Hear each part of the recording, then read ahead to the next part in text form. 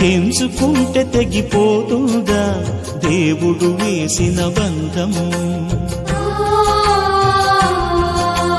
తెంచుకుంటే తెగిపోతుందా దేవుడు వేసిన బంధం?